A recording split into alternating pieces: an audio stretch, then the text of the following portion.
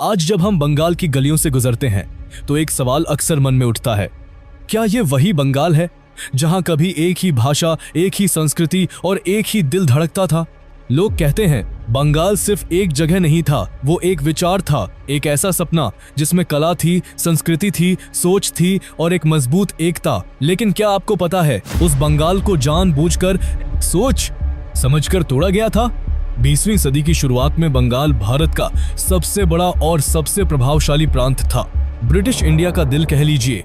प्रशासन, शिक्षा, साहित्य, क्रांति, सब कुछ यहीं से जन्म ले रहा था। बंगाल प्रेसिडेंसी में आज का पश्चिम बंगाल ही नहीं बल्कि पूरा बिहार, ओडिशा, असम और बांग्लादेश तक शामिल था। यह एक विशाल भू भाग था, लेकिन सिर्फ जमीन नहीं, यहाँ के लोग भी विशाल सोच वाले थे। बंगाली समाज वो पहला समाज था जिसने अंग्रेजों के खिलाफ खुलकर बोलना शुरू किया। बंकिम चंद्र, रविंद्रनाथ टैगोर, अरबिंदो घोष जैसे महान विचारक यहीं से निकले। लेकिन ये सब अंग्रेजों को रास नहीं आ रहा था।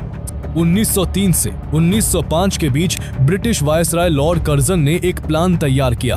बंगाल को 2 टुकड़ों में प्रशासनिक सुविधा के नाम पर बांट दो। लेकिन सच्चाई, असल मकसद था हिंदू मुस्लिम एकता को तोड़ना।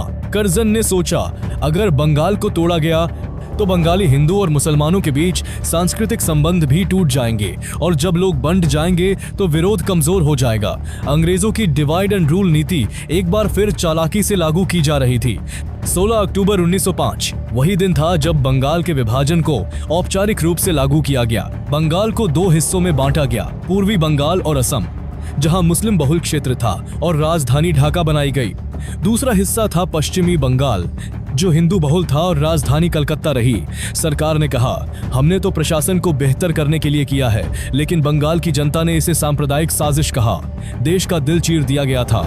बंगाल के विभाजन ने एक ऐसा तूफान खड़ा किया जिसने पूरे भारत में राजनीतिक चेतना को जगा दिया। स्वदेशी आंदोलन शुरू हुआ, विदेशी वस्तुओं की होली जलाई गई, खुद की बनी चीजें अपनाई गई। छात्र छात्राओं ने स्कूल कॉलेज छोड़ दिए। रविंद्रनाथ टैगोर ने राखी बंधन आंदोलन चलाया। हिंदू और मुसलमानों को जोड़ने के लिए लोग सड़कों पर उतर आए और एक ही आवाज में बोले बंग भंग रद्द करो। बंगाल की एकता को फिर से जोड़ने की चिंगारी पूरे देश में फैल चुकी थी। जिस अंग्रेज सरकार ने सोचा था कि एक छोटा सा बंटवारा सब कुछ शांत कर देगा, उसे अंदाजा ही नहीं था कि ये चिंगारी भारत के स्वतंत्रता संग्राम की सबसे बड़ी लपट बन जाएगी। बंगाल के छात्रों, लेखकों, व्यापारियों सभी ने मिलकर देश को ये दिखा दिया कि संघर्ष का रास्ता क्या होता है। 1911 में अंग्रेजों को अंततः झुकना पड़ा।